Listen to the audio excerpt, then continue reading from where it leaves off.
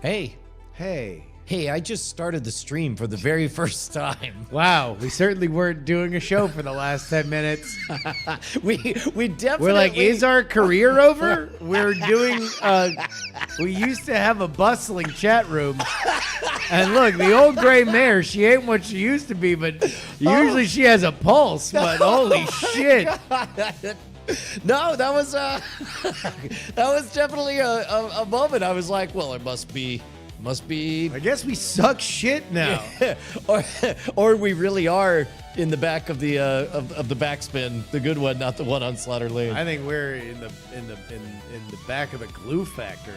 Oh, Fucking. Oh, here we go. okay. Thank goodness. Who's the new Paul? White Lotus lady? Somebody tell me who the new White Lotus lady was. Okay, is that what it is? That's what made us realize that we were on the wrong stream. Yeah, is that Justin couldn't get something and he reached for his spare memories in other in chat room. Normally there's somebody saying and they have it immediately. Yeah. Or at least in the next 5 minutes. Yeah. By the way, if anybody wants low latency is only 2 to 3 seconds on twitch.tv/nightattack, and it's around 15 and 15 seconds on the YouTubes. Marrow Bar, you're right. We do have to be consistent with our air times. We were this time. I went live at 7:30. Just to the wrong stream where nobody was there. It was amazing. Look, man, sometimes we got to do things and but usually it's with some exceptions, it's Tuesday nights. Yep. Round about 7 o'clock Central Time. Ish. Yeah. So 8 o'clock East Coast and 5 o'clock West Coast. Yep. Pretty much. That's pretty much. Yep. Usually Give or around take. there. Give or take. Give or take. But you want to know what? Like, hard start times are kind of like out. 2000 and late is what they are. It is 2000 and late. Like, there was now that the live podcasts are coming to Netflix, like, sometimes they just start when they're going to start. You got to rely on the push notification on your app to know that it's going. Yeah. Same way we do it here. Dude, we're coming up on a reckoning. We're going to have to reconfigure everything with Patreon doing their no more per creation stuff. Yeah, the bill finally came due, huh? Yeah, this time they mean it for reals. Apple decided to do it. They did it. Yeah. They blew it up. I don't have any more righteous anger because I moved my money machine to another thing. To a more trustworthy source. It's like, This all is- right, well, whatever. Meanwhile, I'm just like, ugh. So how terrifying was that leap, Justin? Tell me all about it. It's fine. Moving it to an entirely new revenue zone? It's fine. It's fine. It's fine. It's easy. Easy. Everything's easy. The one thing I don't like is I liked being able to pitch at a lower number. Like, I liked being able to say it's $3 a week. $3 a week sounds better than $12 a month. $12 a month is like, ooh. Yeah, I anchor it to, starting today, I anchor it to a meal. Because I had a meal and I'm like, man, meals are expensive. And $3 a week sounds like almost embarrassingly small pocket change compared to a meal. Yeah, right? And then, although I don't know, maybe inflation adjusted, we're gonna be a bargain again. Because, like, what can you get for $12 a month these days? Oh, Substack has a TV app? Oh, yeah. Really? And they have live from desktop. Wow. Oh. Wow. Oh. What do you work for Big Substack? Ah. Yeah. Why's my... How long could we do that before it was racist? Well, first of all, it would be...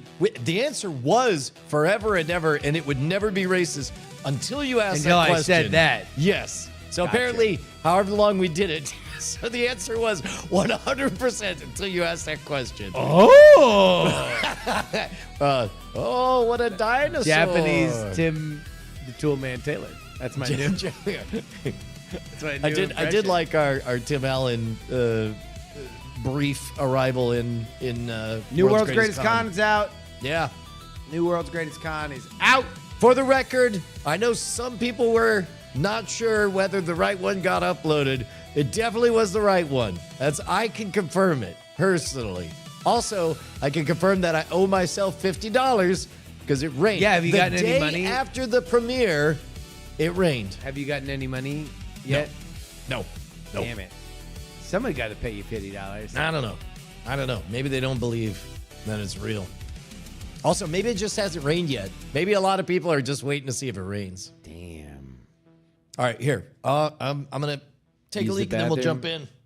Can somebody get me the name of the fucking actress in the new...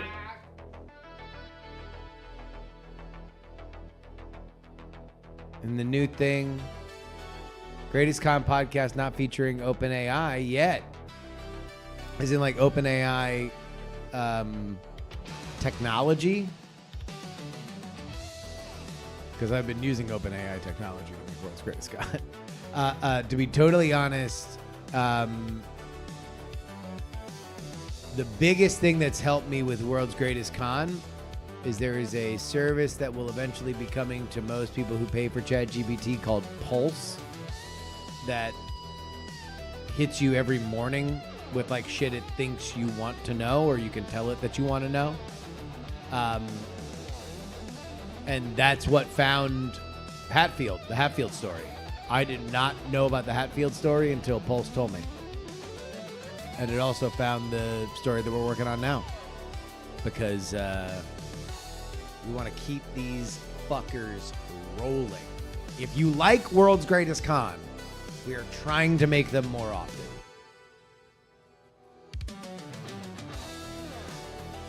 It's supposed to rain in San Diego tomorrow. You know, the funny thing, we mentioned in that story that in 1990 they tried to cloud seed. And I remember that drought. I was living in San Diego at the time. That drought was... I have in my head a fear that I was going to use the last drop of water in San Diego when I was a child, and that I would know it was the last drop of water because a recording of then President George H.W. Bush would play from the faucet and say that I had used the last drop of water. That is a memory that I had as a child that has stuck with me until I am now an adult with my own child. Girl Metariku for the win. This Do I need to make it bigger? Why couldn't this bozo piss before the show? All right. Can somebody tell me the name of the fucking lady in the most recent White Lotus? Who was the lady with the Southern family? Who was the Southern family lady? I've asked 3 times now and nobody has helped me. Please, somebody help me. For the love of God. Tell me the Southern family woman. I need to know. Go on. I do. I need to know. I would like to know. You need to know. And I just need to know now. I need to know. Because I think that Demi Moore is doing an impression of her in the I Love Boosters trailer.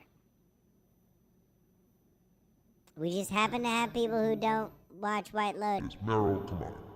Meryl, help me. Yeah, I know you know who I'm talking about. There we go. I very much liked your email, Meryl, about betting. Yeah? Yes. What? No, I forgot which character this is.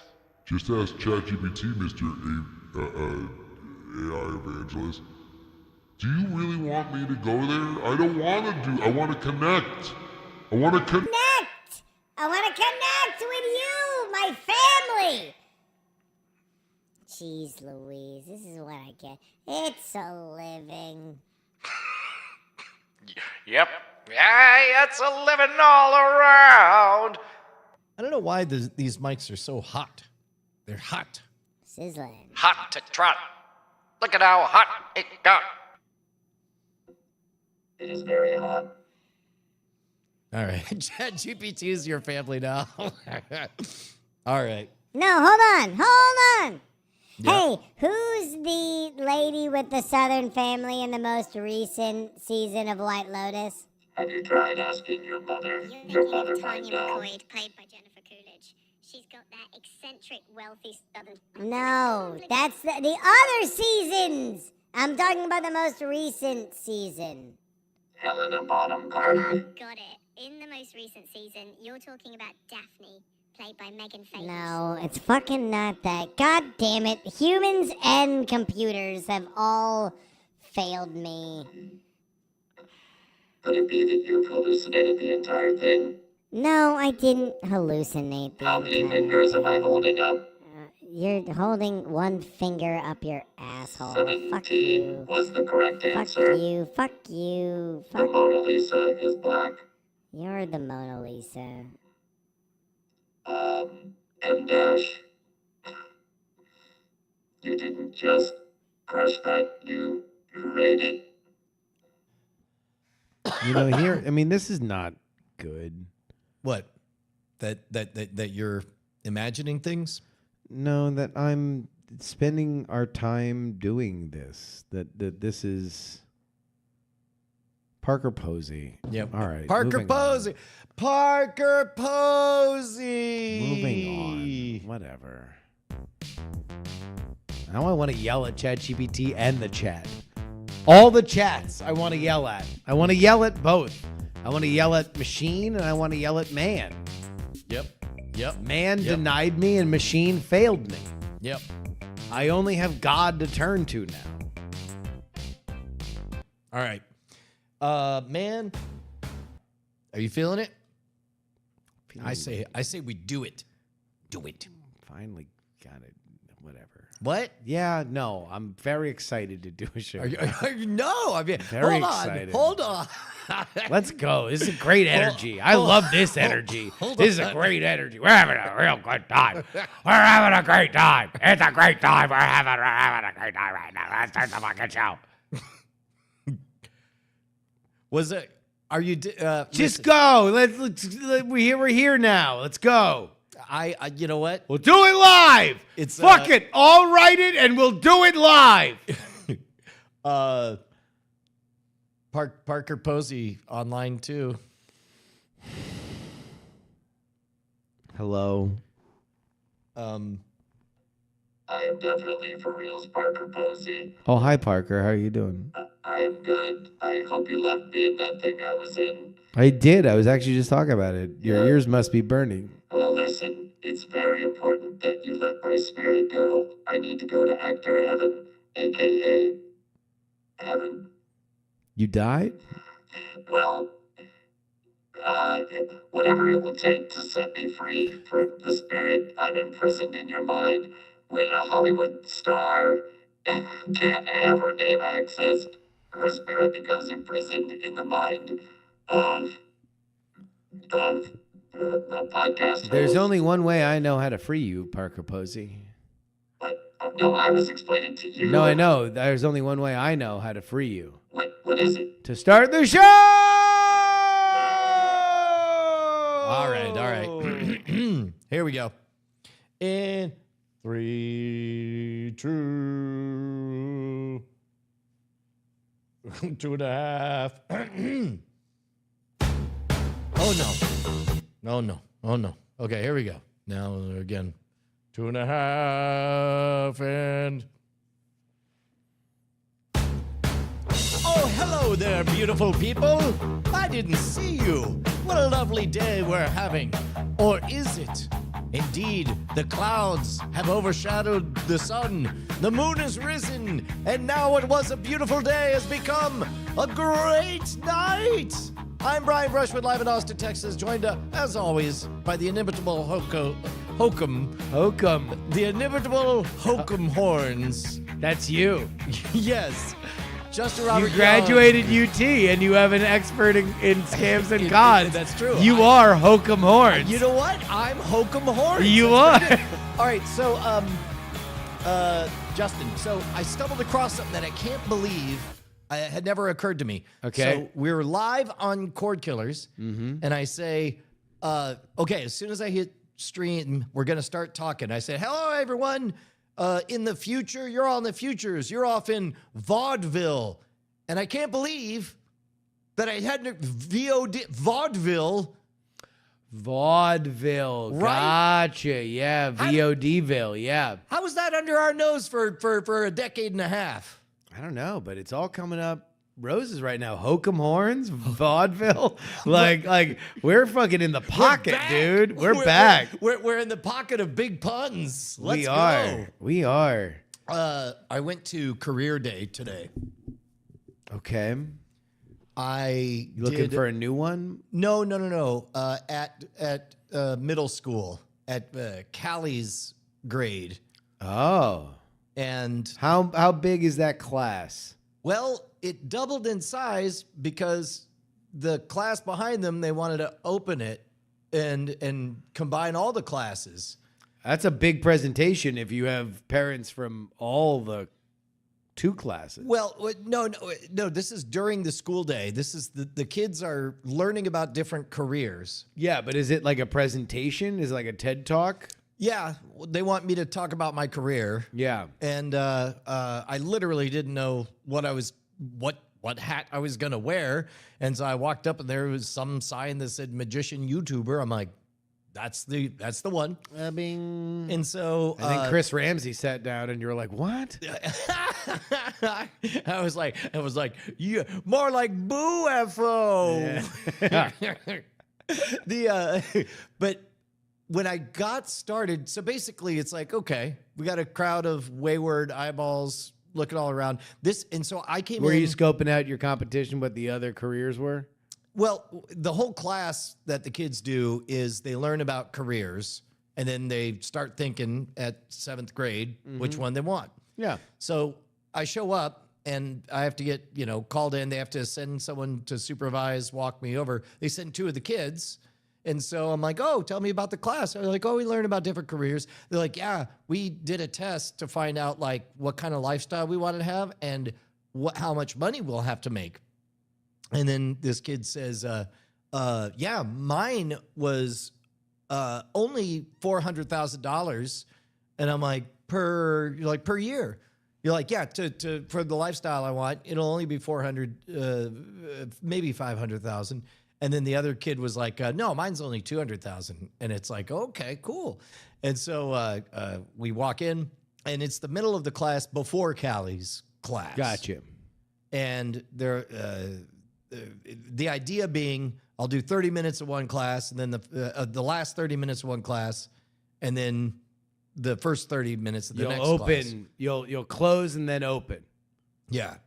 First one, I come in and they're like, hey, can we open the walls between and combine our classes and you can talk to us? I'm like, yeah. So at this point, it's like, okay, run, subroutine, college, daytime teaser, right? So it's like,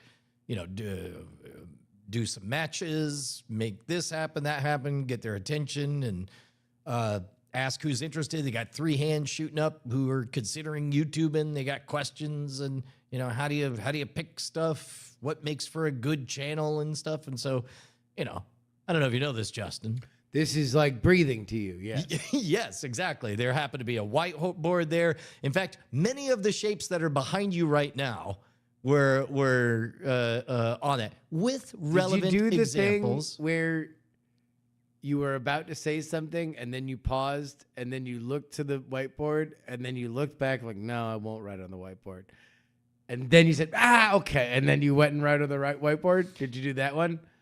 I knew that would be showing weakness. These are 7th graders, Justin. You can't do the filigree. You can't do the flourish. No. You have to go right to the whiteboard and go, meh, meh, meh, meh, meh. Yep. And so it's like, I know Mr. Beast. Yeah, yep. Who's your favorite YouTuber? What do you like? And it's like, what do these all have in common?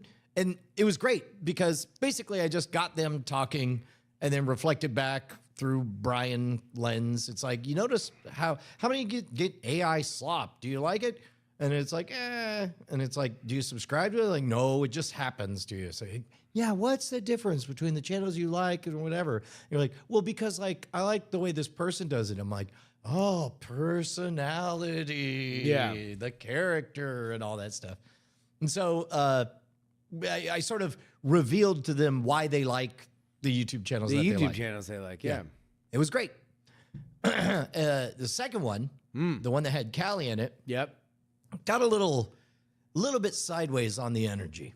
Okay, so hold on. Callie walks in. Callie excited or embarrassed that you're there? Super excited. Very super excited. Sees you, eyes light up. All right. Oh my God, this is awesome. Yeah. And then meanwhile, the teachers are blown away because I came in and just knocked it out of the park, right? Oh, so they already know, like, well, this one's in the bag because he just crushed it on this last class. Easy peasy lemon squeezy. Yep. We're already at halftime.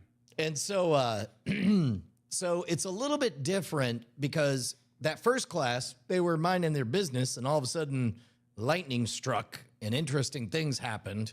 So, and then they got swooped in and then there was a hard finish line, right? Yeah. So it was like a perfect 25-minute showcase or whatever. The second one, they're coming in and they're like, oh, there's going to be a thing. What's the show? And so on. So, by the way, they got rad giant TVs with touch screens now. Have you seen this in the classrooms? No. Like they're like weathermen. You know how weathermen? I have not seen the inside of a middle school classroom in a minute. Neither had I. Yeah. I didn't know that they all had cool sportscaster big screens with That's rad. your fingers Yeah. around. Yeah. So we get started, and Callie it's a little bit distracting because Callie's excited and she's mugging a little bit of hecklish, behavior. But at one point she started like, thumb pointing at this guy and then, cuckoo crazy circle around the ear. And then, Wait, she's doing that to you? yeah, like while I'm talking about what's possible and, And so she's trying to make her friends laugh, being like, this guy. I mean, yeah. And actually, to be honest, I think she's trying to make me laugh, Gotcha. And Okay. so, but I'm handling it. But then she gets called out of the room, and she comes back a little puffy faced. Okay. But I'm in gig mode. You're doing it. I mean, yeah. I don't know if I made this clear enough. They're 7th graders. You show belly. Yeah. So we, we analyzed one of their channels. They had e-bike vids, Yeah. and we showed some clips, and suddenly an hour went past. Fewer questions in An that second hour, group. Pat. That's a half of a class is an hour? No. I went long. Ended up going Wow. for the bulk of the hour. So wait, yeah. why was Callie puffy faced? Well, that's she eventually, when she came back in, she was making fun of my handwriting, and so she got handed the job of taking notes. for me. Gotcha. She did great. Yeah. Drew pictures for everything. Drew pictures of creators and audience expectations and all that stuff. And found out as soon as it was afterwards, before I even had a chance to talk to Callie, the other teacher was like, I am so sorry. And I'm like, what? She was like, he said, I did not know that was your daughter. And I pulled her out and told her that she was heckling you and it was disrespectful. Oh, so she got a talking to because she was fucking with you. Yep. And then Oh no. yeah. And then but so she broke down crying She starts crying. out in the hallway, but and then while she's out there, the other teacher says, that's her dad. And then the guy was like, oh my God, I'm so sorry. And then so he came up and apologized afterwards. But I was super impressed with how quickly Callie recalibrated. And what's funny is like all the characters, like that Now, teacher. Callie's not watching now. No. Whose side are you on? The teacher or I mean, literally, I'm on everybody's side because the teacher Gotta was be being on the teacher's side. was Gotta be on the teacher's side. He was being protective Yeah, of the talent. of the space. Yeah. Well, and it's like he had seen the previous one. I think it was a little bit like wow, this is some real stuff. And then, but meanwhile, I was like, yo, quit heckling this guy. Let him get in the groove. Yeah. But so he had the best of intentions. I think, yeah, you should have told him when he apologized, like, never apologize. You should have made her cry harder. No, well, okay. That's it. You got to enforce these boundaries, man. But There's a thing called the audience and a thing called the talent. Hello, capital T. Meanwhile, The T in talent stands for don't talk.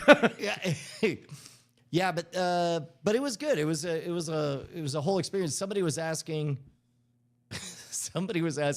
what are the hours like? And I'm like, never, always. I don't know. It's like I'm working right now because I'm going to tell a story on a show that you shouldn't watch. Mm-hmm. What's it called? They're like, not today. Can't tell Satan. you. Yeah, Can't tell you. yeah. Send me an email in 20 years. Yeah. But that was my day. How was yours? Well, I followed you at the middle school, and everybody was just, they were like, oh, this last guy went long. We don't really have a whole lot of time for you. You have like 5 minutes. Bumped. You got bumped? Yeah, so I got bumped, and but I did have that teacher pull out a few kids just to yell at them, just so I could get a little bit of what I would have gotten otherwise. No, what was my day today? I mean, I don't know, another boring day of making content for the people. Well, we did our live stream yesterday. We premiered World's Greatest Con. Yeah. Do rainmakers believe they make the rain? Available right now on all podcast players, and so far the reviews are really good. Yeah, people dude. really like it. It's a good one. I owe myself $50 because it started raining the day after we released that. Brian offers a bet in the first 2 minutes of the podcast. Yeah. And yeah, no, it's good. And we're in production on another one, and the goal is that is the regular cadence. The regular cadence. We don't want to leave you guys too long. We went a couple years just being exclusively Thanksgiving podcast. Yep. Not the case anymore. If you liked this episode, I'm glad, because you're going to be getting things like that, well-researched, contained, one-off tales of daring do. And I don't know. I'm really, really happy with what we're doing, and I'm glad people liked it.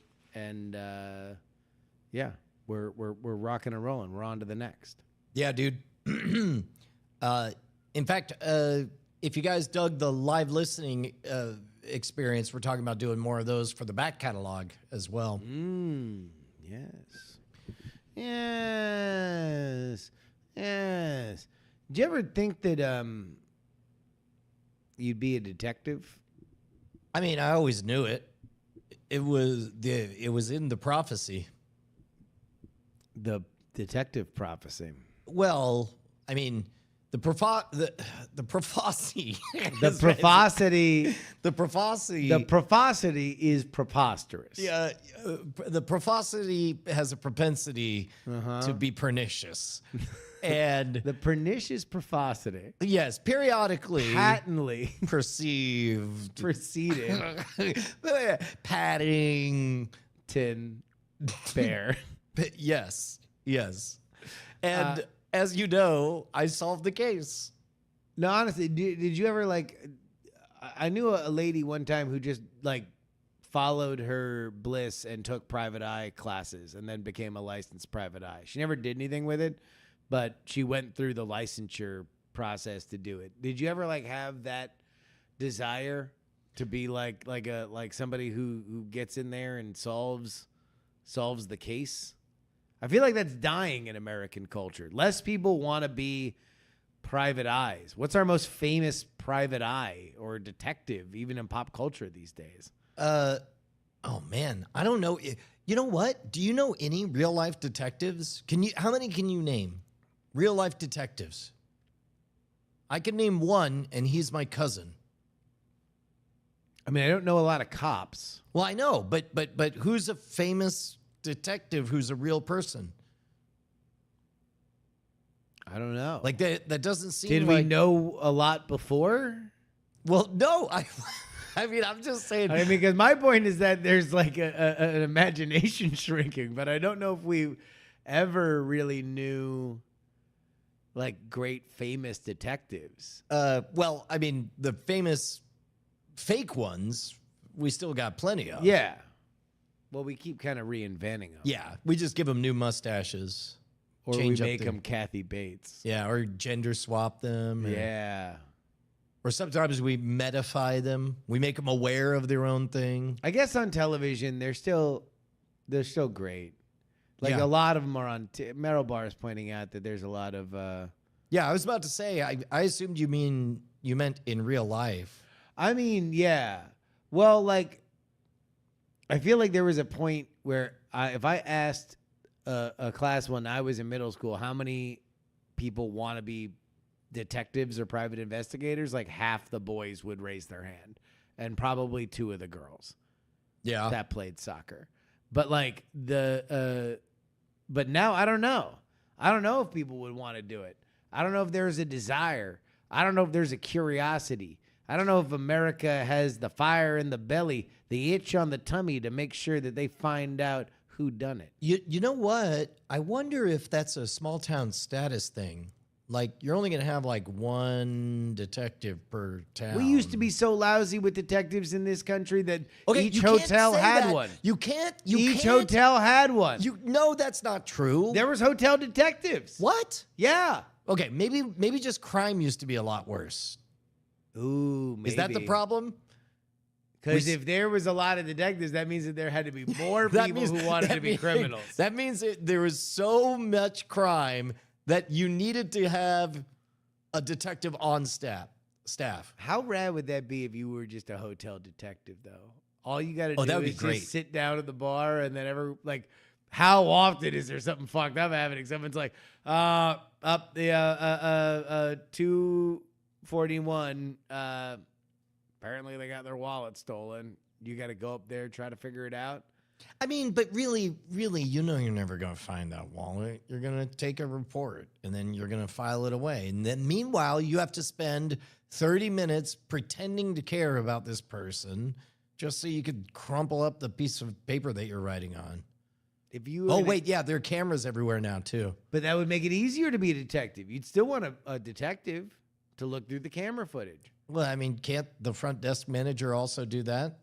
You could just check the tape. Do they have the mental framework of a classically trained private investigator? Well, I mean, think not. wait, what do you need? You're looking at the video. The last tape. time That's you the guy. interacted with a front desk person, they just let you eat the eggs for free.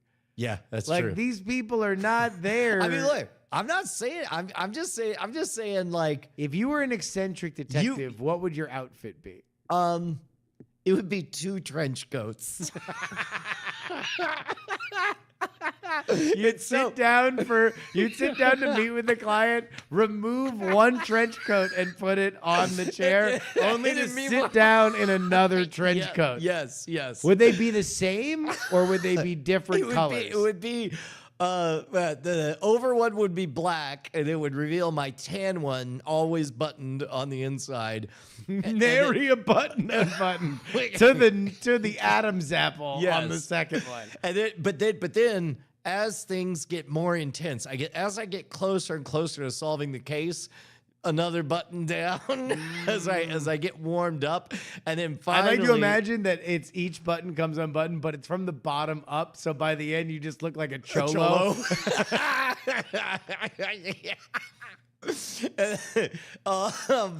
Yeah.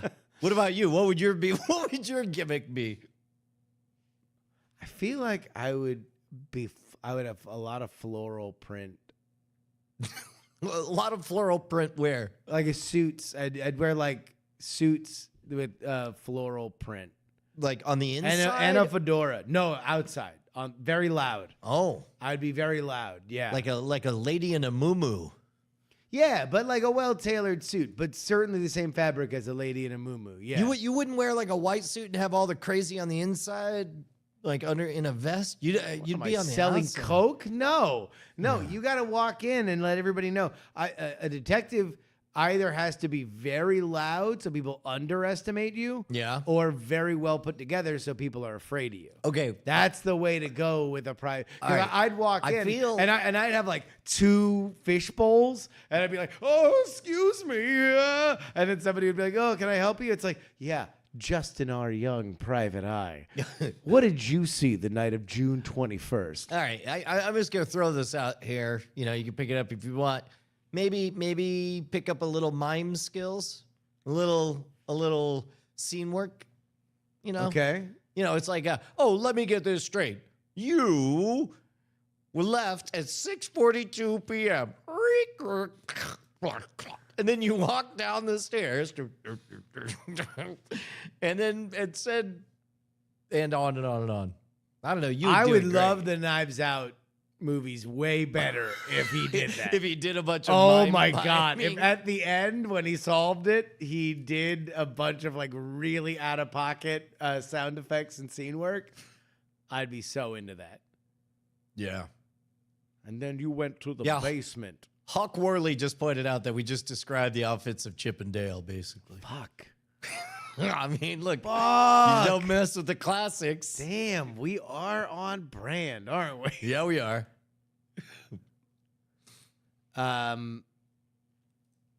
If we were a detective agency, what do you think our name would be? Because the classic is last name. Yeah. So it'd be Bookham and Hung. I changed my last name to Bookham, so I'd be Bookham. Brian Bookham. Brian Bookham. And you'd be Justin Robert Hung. Yeah.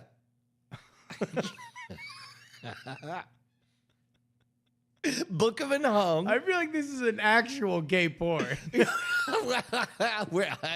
I'm not going to play. Bookham and Hung. Yeah. Yeah. Horny detectives. You know what? You're right. Let's add. The name of the agency is Bookham and Hung. Horny detectives. And nobody is happy to hire us.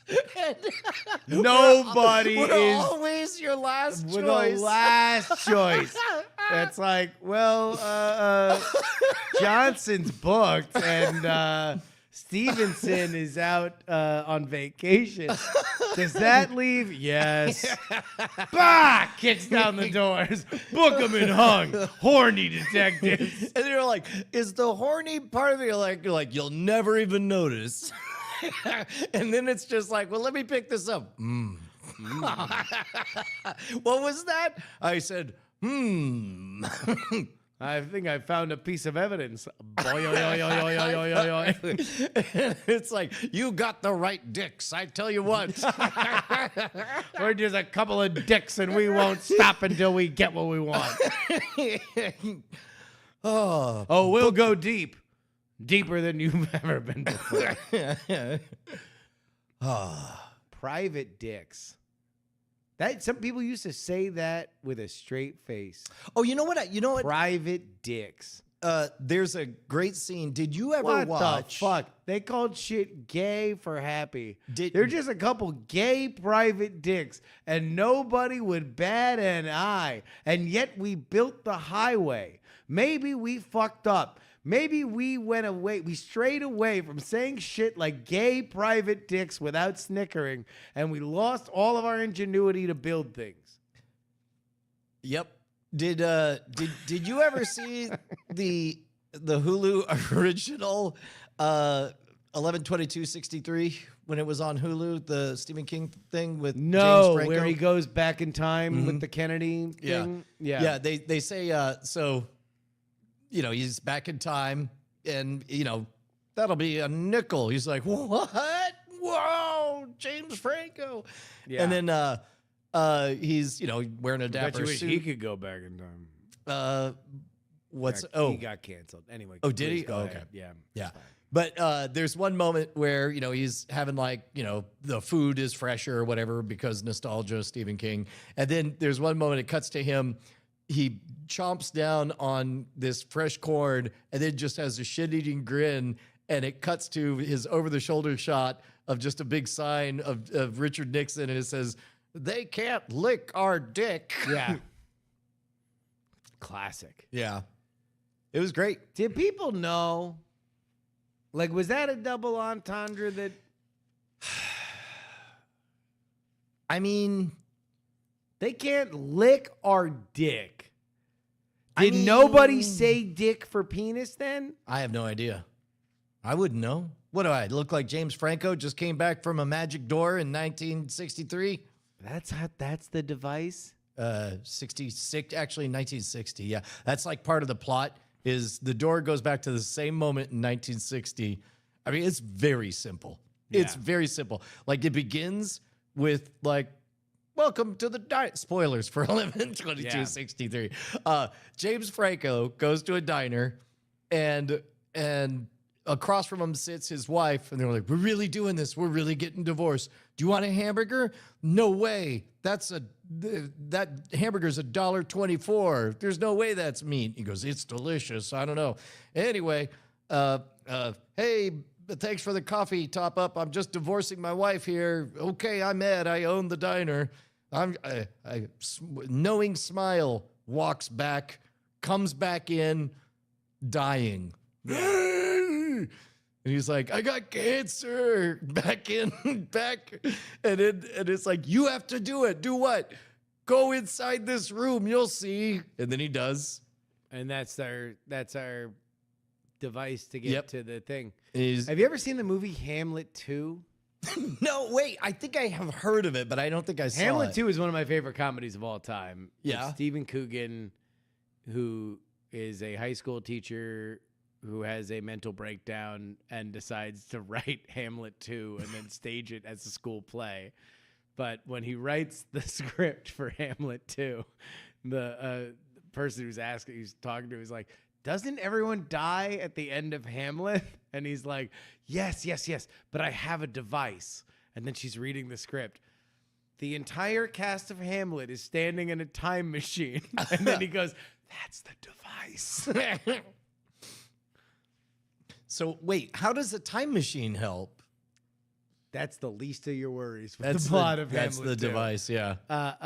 Yeah, it's really funny. Hamlet 2 is one of the funniest movies ever made. It was actually one of the original South Park writers. Oh, who I thought. died shortly after that movie was made. Oh, he had done everything he needed to. And it was one of the early versions of the era of like, you've run into a movie star, but now the movie star is poor or weird. Yeah. They have one of those people. In the movie or In the movie, yeah. There's a character that is playing herself that was a so you don't famous mean one of actress. the actors washed out? No, but like I feel like that trope became bigger after Hamlet 2. Yeah. That it was like, oh, like Mel Gibson, and Mel Gibson's running like a shoe shine booth, and he's like, "Hey, everybody's got to make money." Like they're, because that was like Arrested Development, right? That was, with what's his name? Are Predator. they gonna help you? Are they gonna help you? No. I know.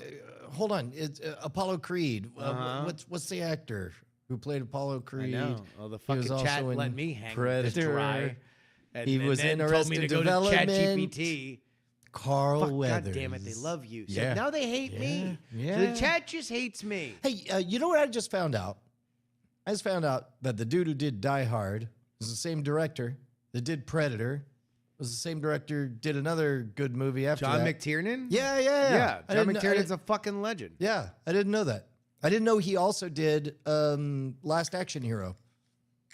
I think he also did Rollerball, the Ooh. bad one.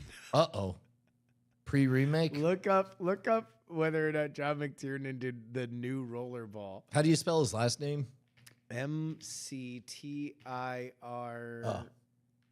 Yeah. John McTiernan. I'm writing the word rollerball. Oh, dear. Yeah. There it is. 2002. Yeah, science fiction sports film. This movie was apparently the way that so leading up to 2002, you had this website out of the iconic town of Austin, Texas called AintItCoolNews.com. Yep. And AintItCoolNews.com pioneered a lot of stuff like having people write reviews of test screenings and script reviews and stuff that really hadn't been popularized on the internet until they really put a spotlight on it. And so all of a sudden, they were really fucking controlling decisions in Hollywood because nothing terrifies Hollywood like other people having opinions or judgment on decisions that you're making. And now you immediately had a test audience that, like it or not, was going to tell studios and creatives whether or not their idea was fucking dumb.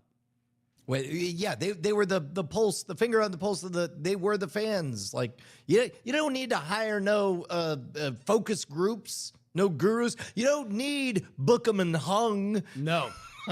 So what I had heard, and I even forget who I heard this from, but the studios were legit shitting bricks for a while, and they were like sending cease and desist to the website, and Harry Knowles, who ran it, was like, fuck you guys, this only makes us cooler, like blah, blah, blah, blah, blah.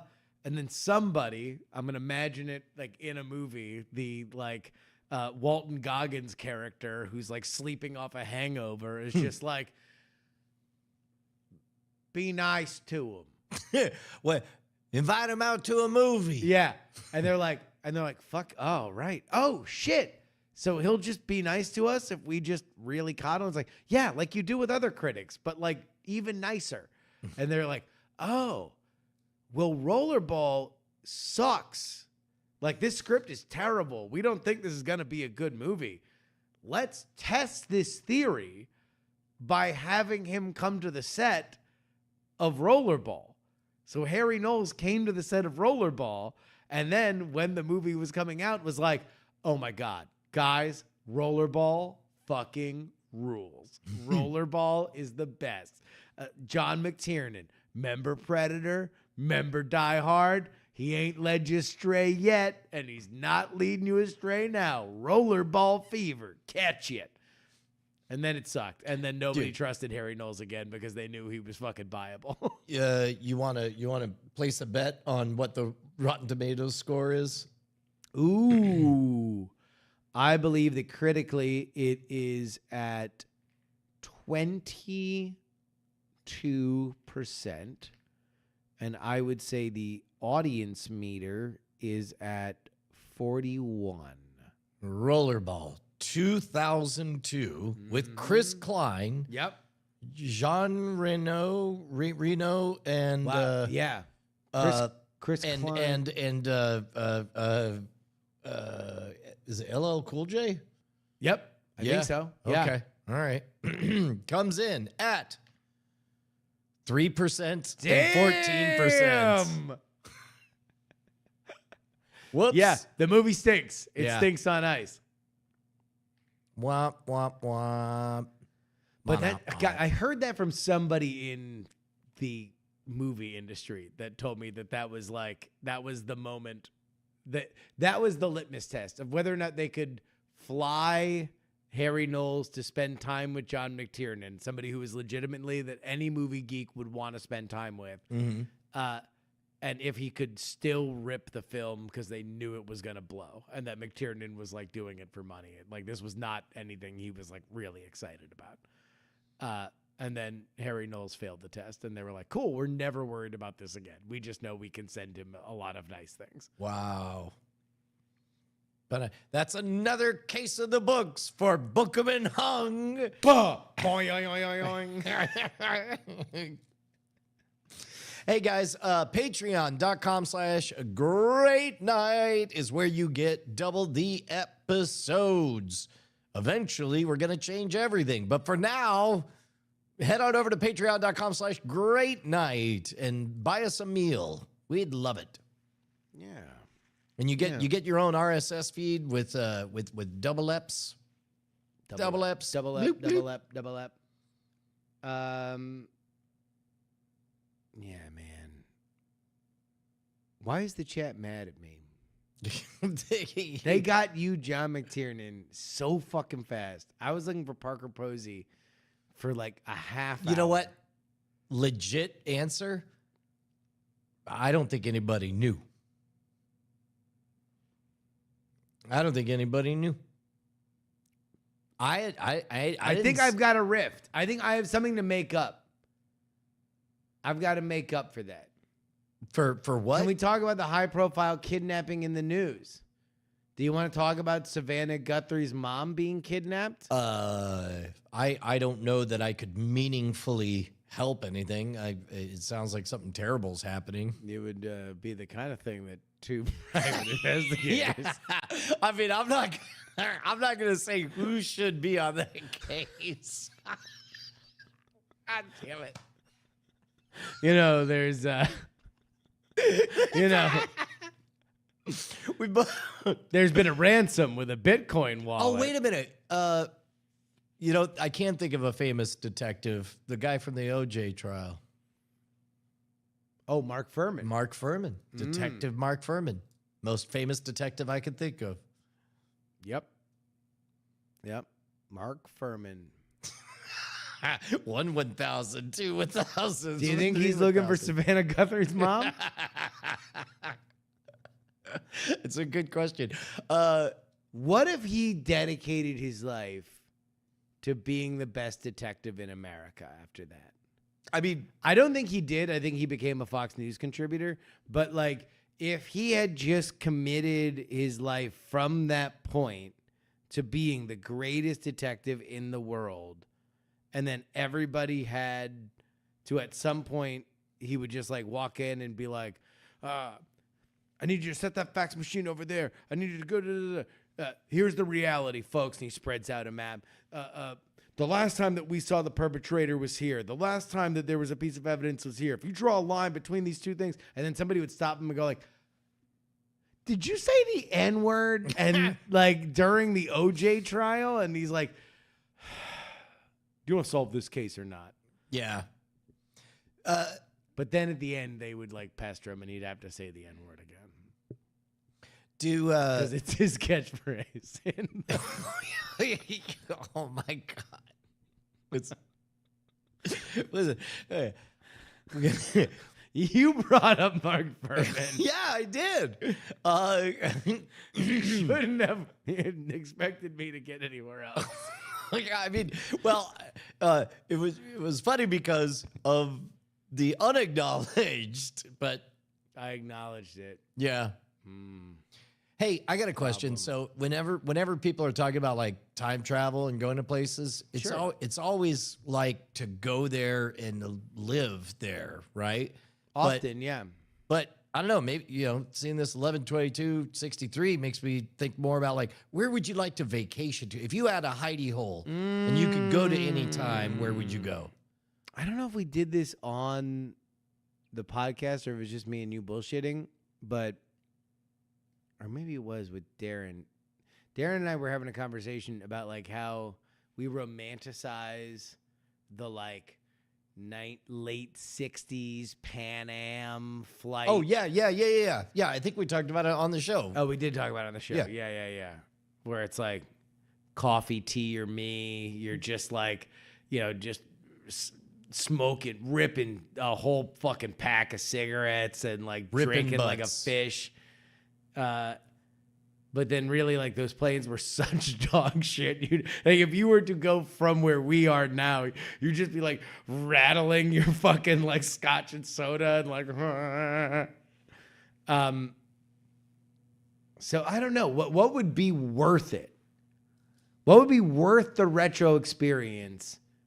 Because you do this with games, right? You go back and you play like Mario 1 and you're like, as soon as the nostalgia burns out, the high of like, oh my God, I'm doing the thing. I remember these buttons. Like as soon as that burns out, you're like, this game sucks. There's a reason why they made a lot of very needed improvements to this. Yep. Well, and that's one of the okay. So one of the things that they do in 11/22/63 is you can take stuff back. Like that's the reason why the hamburger's only $1 is because he just gets the meat from where it's dirt cheap, and then he places a few bets, makes some more 1960s money, and then comes home whenever he feels like it. Oh, he goes between. Yeah, you can go back and forth as many times as you want. Every time you go back, it resets. Every time you come out of the hidey hole, you come back to the future. So you make a change in the past, and it stays.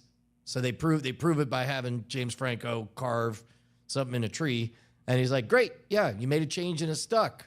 Now here's the thing: you go again. The moment you go back again, it resets everything. So when you do save JFK, you can't use the hole again. You'd have to leave. You have to stay there forever.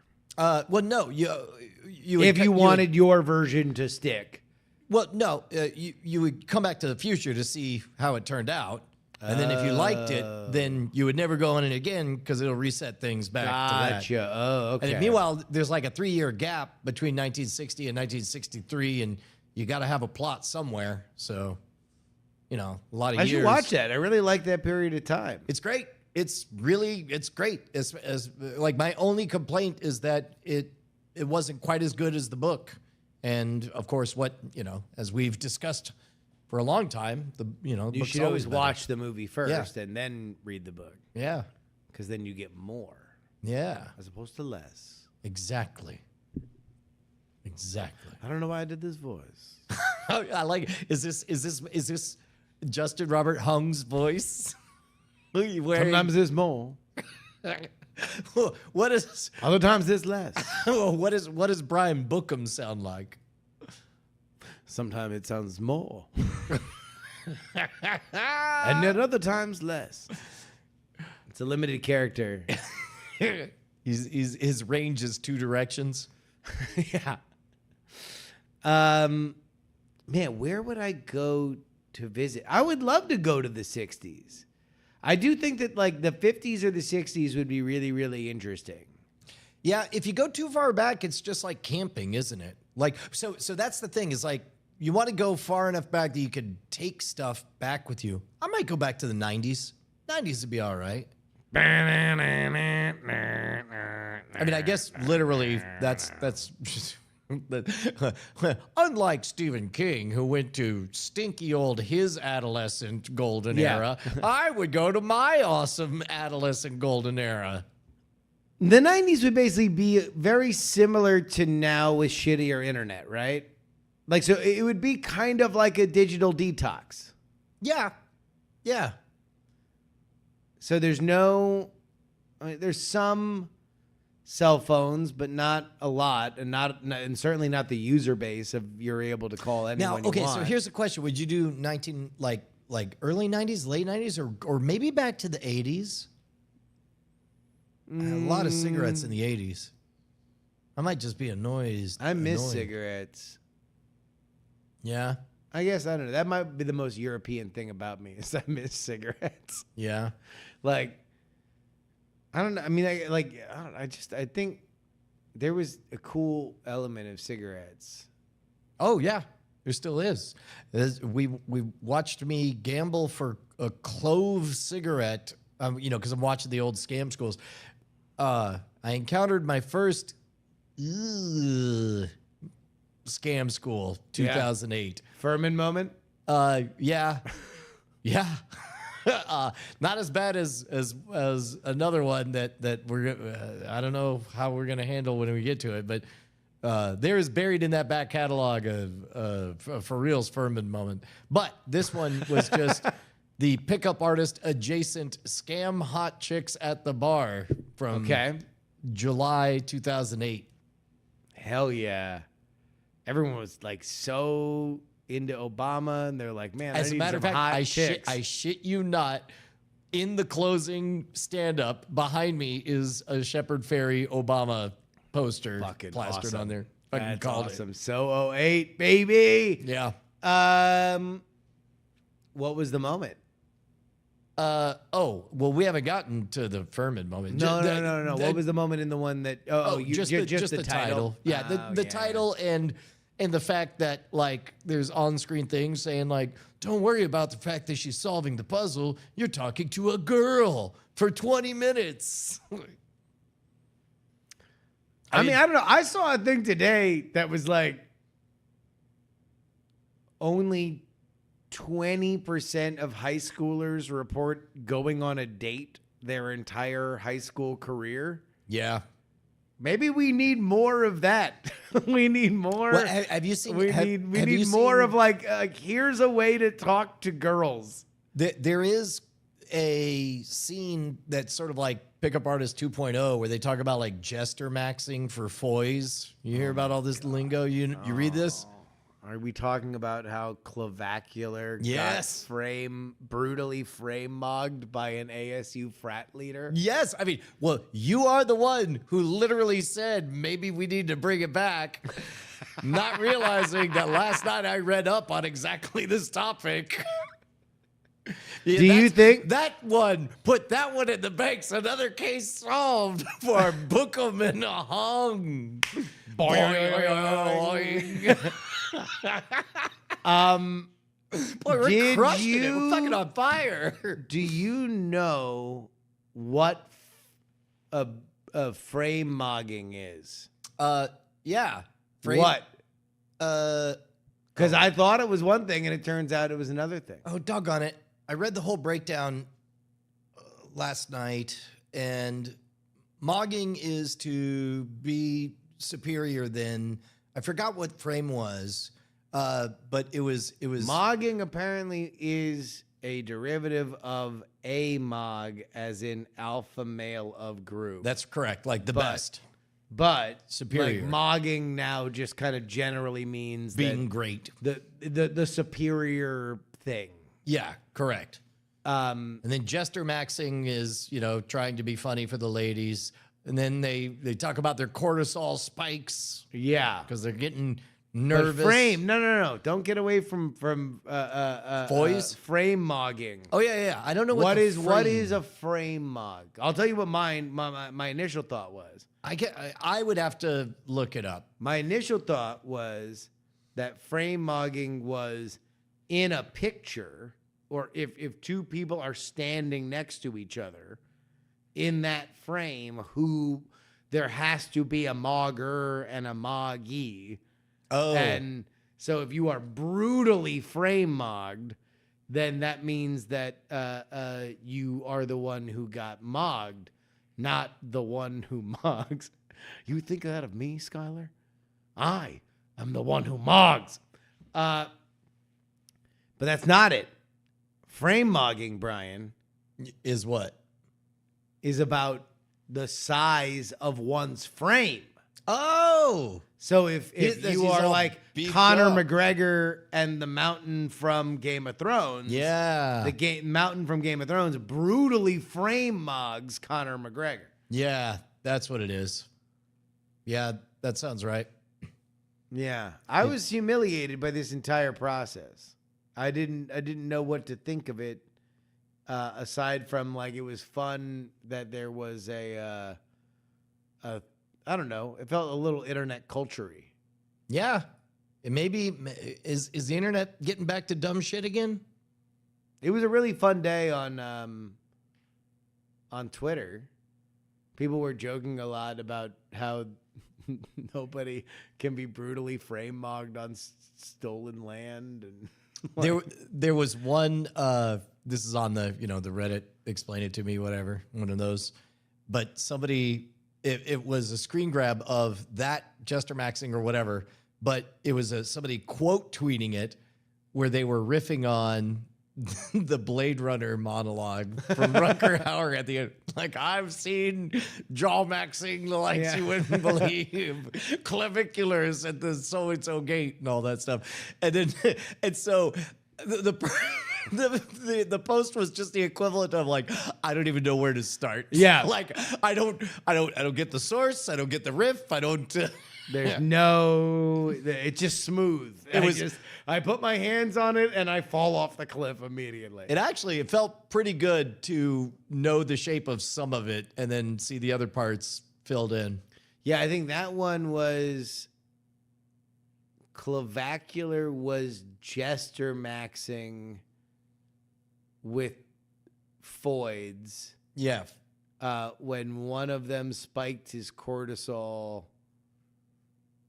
Is it better to something Chad fishing in the club or something? What is the Origin?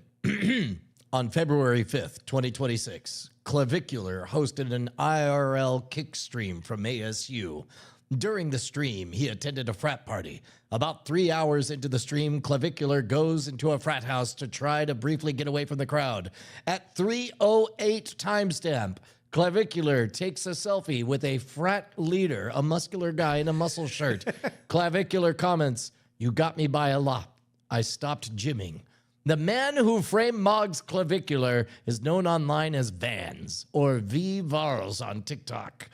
Getting frame mogged means that someone near you has a better frame or build than you. On February 6th, ex-user Bigger Boy posted the clip of Clavicular meeting the ASU frat leader, writing, "Clavicular ran into a frat leader at ASU and got brutally frame mogged by him," garnering over 18,000 likes, 1,600 reposts, and 13.5 million views. By the way, the secret sauce in that is frat leader.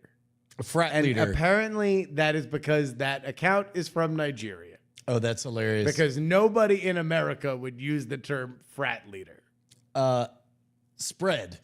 The Clavicular frame mogged post became the subject of memes and reactions on sites including X Twitter throughout February 2026. On February 6th, user DChevere posted the quote by Bigger Boy 111 with a caption following the "You're Laughing" format, garnering 60,000 likes. Who's laughing? You laugh? You're laughing? Clavicular ran into an ASU frat leader and got brutally frame mogged, and you're laughing? And then other person said, "Star Wars, where is Clavicular? Is he safe? Is he all right? It seems in your anger, you brutally frame mogged him." then they do a George W. Bush. Oh yeah, no. It went. It My pet goat. Yeah. Oh, that's great. No, but that wasn't the other one. There was another one of him gesture maxing. It was like even more whatever looks maxing bullshit terminology of like gesture maxing with foids, and then is it better to Chad fish or something else in the club? Yeah. Good day on the internet. Didn't have to use an AK. And my memes ran deep. Oh wait, so it was deep, a good day. So deep, I didn't have to go to sleep. AFK. Damn. Today was a good day. Ooh,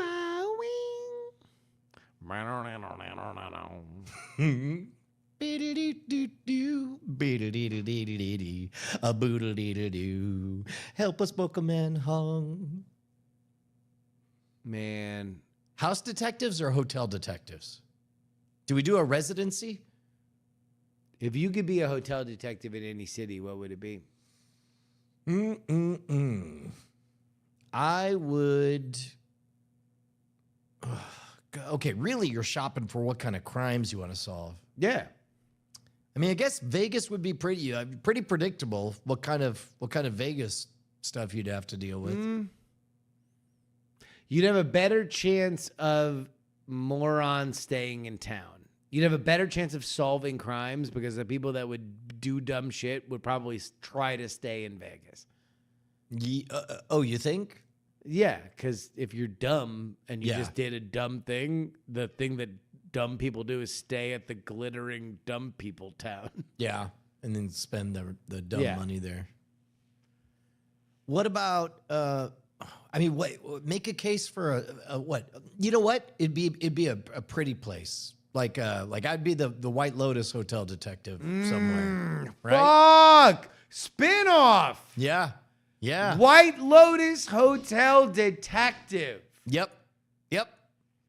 The answer And is he's always trying to solve the case You know what? that happened in the last season. and you know what? For that hotel, you don't want regular detectives. No.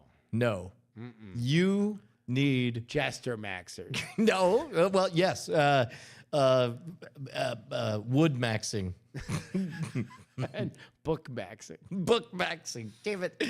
Clavicular was book maxing at a hotel. With foids. Are you familiar with what foids are? Yeah, those are females. Moids and foids. Males and females. Yeah. Incel terminology. Yeah. That's what people, or at least I think that's what ChatGPT told me. Yep. That's what it said on was good like, old all Know right, Your Meme. Come on. I mean, incel terminology. I guess, I don't know. If only like 20% of high school kids are going on a date, then like, I guess there's a lot of incels. Yeah. Are we just like producing incels? I guess Japan's got a lot of them. Like, there's like 4 kids a year born in that place. Yeah. Well, I mean, yeah. They're going to be fully robotic. It's just going to be it's going to be As was foretold. it's going to be chat Japanese. I mean, look, there was an ancient hymn. Mr. Roboto. Oh yeah. Yeah. Oh man. Domo. Domo. Domo. Put that one in the books. Another one for Bookham and Hung. Horny detectives. God, I feel like we peaked too early this episode. No. This is great. Now we're bringing them all together. Yeah. Japanese Tim Allen, Bookham and Hung, We did. the Jester Maxers, Fucking, all right, well then I guess the we'll just have to- Moids, the Foids, I the don't- Hotel Detectives, I our don't White see- Lotus spinoff. This is like, I'm sorry. Ladies and gentlemen, this is your cat. Oh, no. Ladies and gentlemen, this is your captain speaking. We've arrived early at our destination. Yep. We didn't even get to the part where Brian was going to talk about going to Los Angeles in just 12 hours. Wait, no, he'll already be there in 12 hours. Thank you, Mayor. We'll see you in 1992, the golden era of grunge. We learned an awful lot. Ding! Please enjoy your gin martini. Justin Robert Hung. Oh man, if only the captain would say Mark Furman's catchphrase. See you later. Die in a fire. It's been a great night. See you next Tuesday. Shine on, you crazy diamonds. Thank you, patrons. We'll see you for the bones. Night attack, night attack, night attack, night attack, Suck it, audio. night attack. I love you. Diamond Club hopes you have enjoyed this program.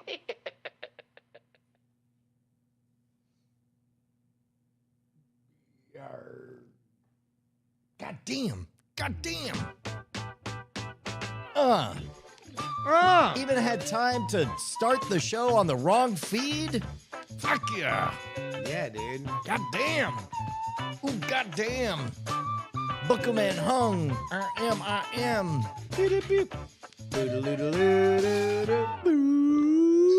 Uh-oh. Are some detectives on the case? It smells like it. Those pheromones. Hot and saucy. Yep. Yeah.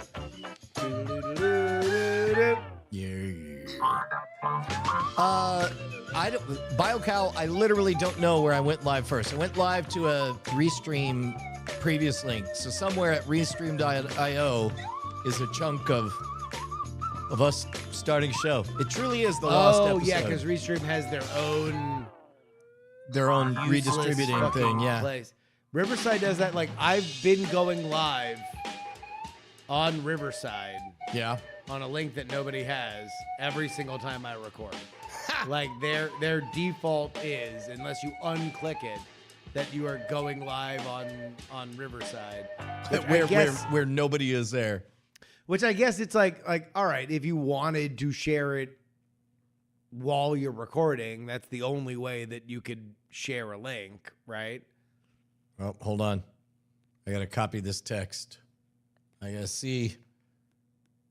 Boo-doop, boop, boo-doop, boo-doop, boo-doo. Ha! There we are. We got our calling card right here. Oh shit! I get up. Book of it hung. Yeah. We look great. It is kind of. I think that's the other guy. Or no, the nice guys. Yeah. No, are the other guys? Yeah, nice guys. The nice guys. Yeah. And I do have more of a Russell Crowe vibe, and you got a Gosling vibe. Yeah. Speaking of which, man, did you see that preview for Hail Mary? Kind of feel like it was like the trailer I saw like 4 months ago, 5 months ago. It is, but you get to see the alien now. I felt like I saw the alien. No, the old trailer, all you saw was just a little. The hand. Oh! I guess Yeah. I didn't see the full new trailer then. Oh no! Well, here. All right. Yeah. It's pretty good. Book of and Hung ended up being pretty good. Exactly. What did you think of The Nice Guys? Did you like it? Never watched it. Really? Yeah. You know what I loved though was that one, the true story of the dude who goes undercover. I think it was the first 21 Jump Street? No. It was a Netflix original. Has the guy from Austin, Glenn, handsome man. Oh, Glenn Powell. Yes. Yes. Did you see that one? I And it's loved it. And it Yeah. turned into a The romance. No, not the Fall Guy. It was something in that space. Yeah. Him and that actress. Hot. Like, That if they weren't fucking, like, it became mandatory. They were like, "I'm sorry, legal told us." they have real chemistry. Yeah. They have torrid chemistry. Yeah, bit torrid. Bit torrid news. Charmander.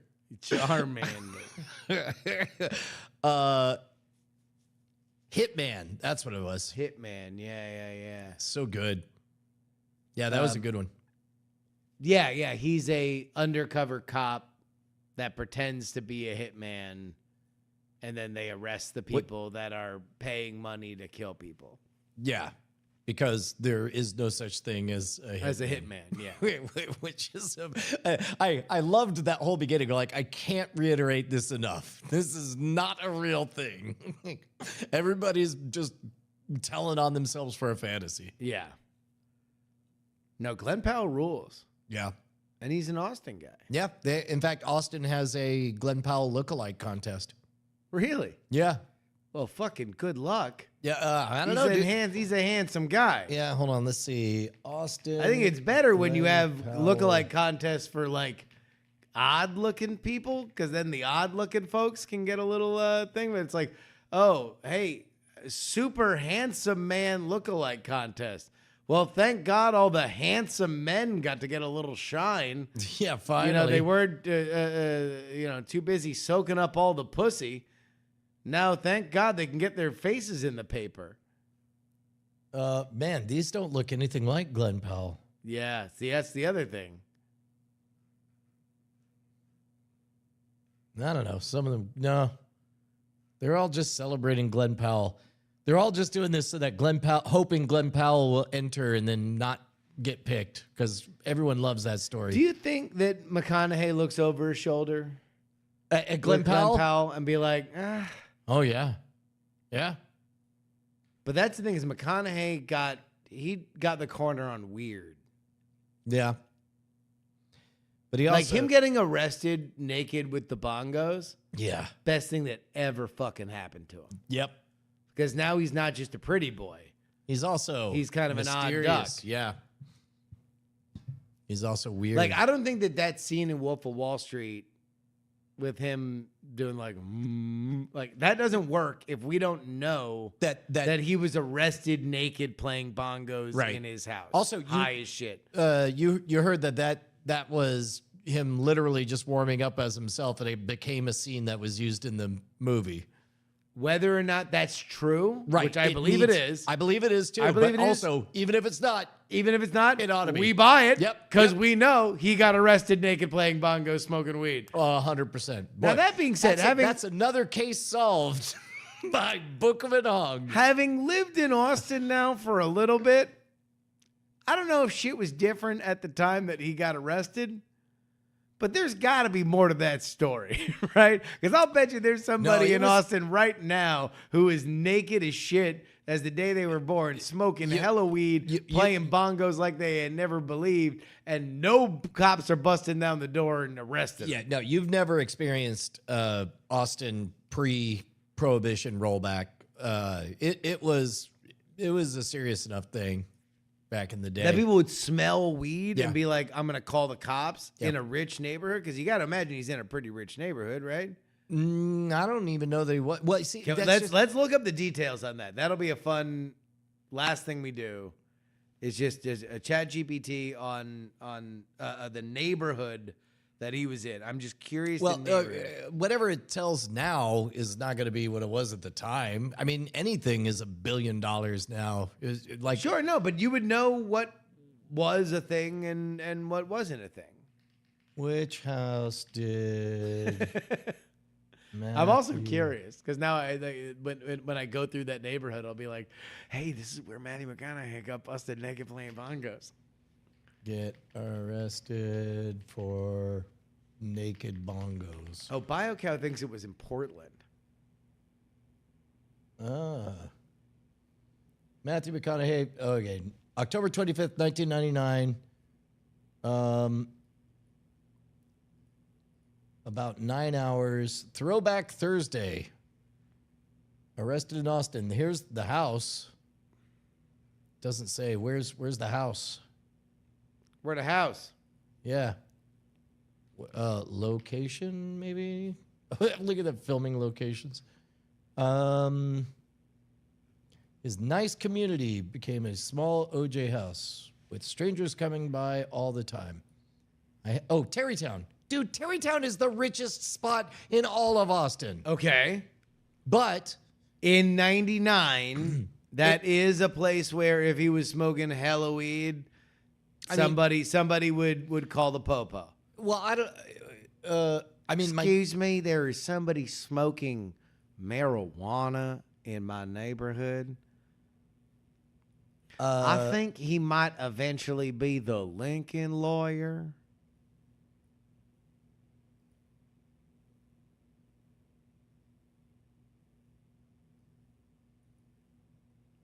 You were living in Austin in 99. uh-huh. How would you describe, if you were just describing to a friend what the vibe of Terrytown was in 1999, what would you say? Square lawyers. Very square lawyers. I mean, but So it might be it's like the overflow of like 90 the government legal part of Austin back pre like mega boom. I mean, it's a traditional neighborhood that is right next to downtown, and right next to downtown at various times was a good thing, a bad thing, and a good thing. And so you got this mishmash of people who had just been there forever. Yeah. Like back when they bought the house for 60 grand or whatever, and now it's 600 grand. Now they're probably all 3 million. Here, let me go to Zillow. Terrytown. Yeah. Austin.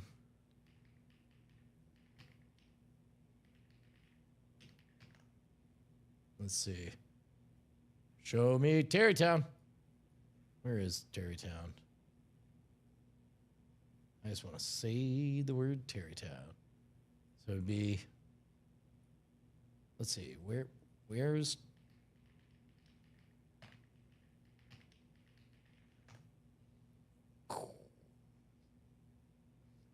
Tarrytown. Which, West 35th Street on the north and south, on the east. So it's West 35th Street to the north and Mopac to the east. Here we go. This is Tarrytown. So it's between Westlake and Loop 1. Right? I think I know in fact, exactly where that is. There was a restaurant Ashley and I used to go to. yeah, this is where I think we shot our intro to the Discovery thing that we did. So yeah, here it is, Tarrytown. Okay. Yeah, everything. Look at this. All these houses are millions. 5.4 million for 4 beds, 3 bath. God damn, and those are not like $1 million for 2,400 square feet.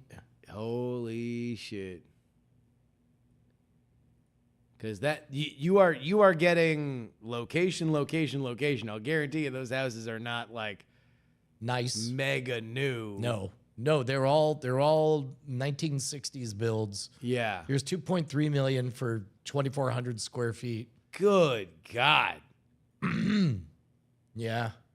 Yeah, that's on Windsor Road. And also, that's like not. You're still in a car. To get to where you need to go. Like you're not walking anywhere for that. No, you might be able to e-bike nowadays. By the way, Hawk I think has the right of it, where it's like it's got to be a noise ordinance violation, right? The bongos. You're all focused on the weed part. I'm more dialed in on the bongos, the environment where they're making a lot of noise and somebody wants it to end. And then it's like, ma'am, I'm not going to come out and break up a party because it's loud. They're like, but there's weed there. And then it's like, all right, well. I do think it feels noise ordinancy, and then McConaughey answers the door naked. And Yeah. then probably it stinks like fucking weed. He's probably ultimately it's got to be he was uncooperative, right? Yes. That's what it had to boil down to.